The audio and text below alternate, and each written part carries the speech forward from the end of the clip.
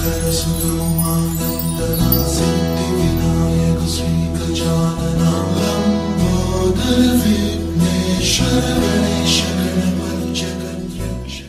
శ్రీ మాత్రే నమః.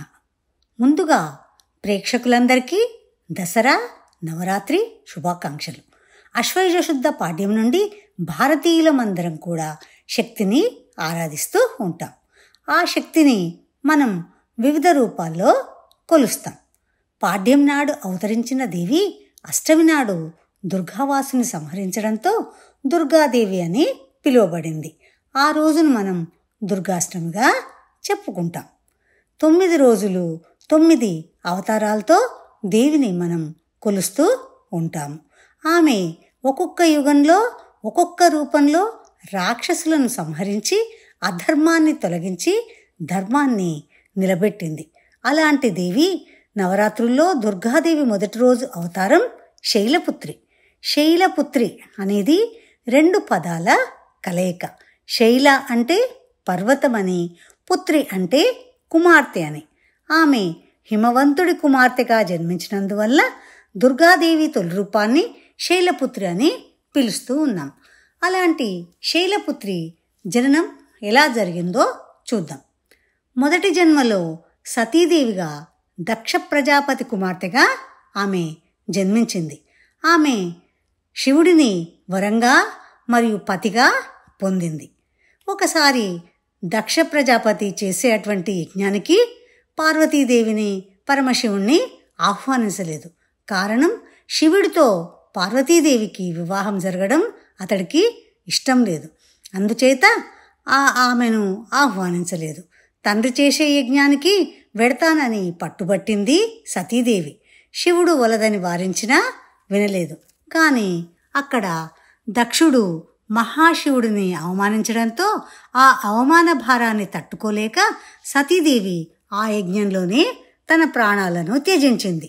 కోపోద్రేకంతో శివుడు యజ్ఞాన్ని భంగపరిచి సతీదేవిని తన భుజంపై మోసుకొని తిరగసాగాడు. దేవతలందరి కోరికతో శ్రీ మహావిష్ణువు ఆమె శరీరాన్ని భాగాలుగా విభజించాడని చెప్తారు. అలా సతీదేవి జీవితాన్ని త్యజించిన తర్వాత మరి శివుడిని పొందాలనే కోరికతో ఆమె హిమాలయాలకి వెళ్ళింది. ఎందుకంటే శివుడు హిమాలయాల్లో తపమాచరిస్తాడని ఆమెకు తెలుసు. అందుకే ఆమె హిమాలయాలకి వెళ్ళి అక్కడ హిమవంతుడు కుమార్తెగా, హిమవంతుడు మేనకాదేవికి పుత్రికగా అవతరించి శైలపుత్రిగా ప్రసిద్ధి పొందింది. ఆమె రూపంలో తలపై అర్ధచంద్రాకారం, ఒక చేతిలో త్రిశూలం, మరొక చేతిలో కమలంతో ఉంటుంది. ఆమె శివుడి వాహనం లాంటి వృషభ వాహనం పైనే ఉంటుంది. ఆమె సౌమ్యమైనటువంటి స్వభావాన్ని కలిగినటువంటి శౌర్య స్వరూపిణి. మరి ఆ శైలపుత్రి యొక్క అవతార మహిమలు ఏంటో చూద్దాం. శైలపుత్రిని ఆరాధించడం వల్ల భక్తుల్లో ధైర్యం, స్థిరత్వం పెరుగుతాయి. మనలో ఉన్న 7 చక్రాల్లో అమ్మవారు మూలాధార చక్రంలో కుండలిని రూపంలో ఉంటుంది. ఆ చక్రం శుద్ధి పొందుతుంది. భక్తులు, యోగులు మొదటి రోజు శైలపుత్రిని పూజిస్తారు. ఒకసారి రాక్షసులు భూలోకాన్ని వేధించసాగారు.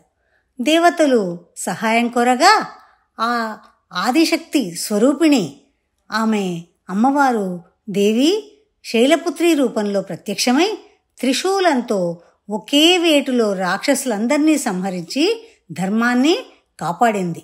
అప్పటి నుండి తొలి రోజు నవరాత్రుల్లో శైలపుత్రిని ఆరాధించడం సాంప్రదాయంగా మారింది.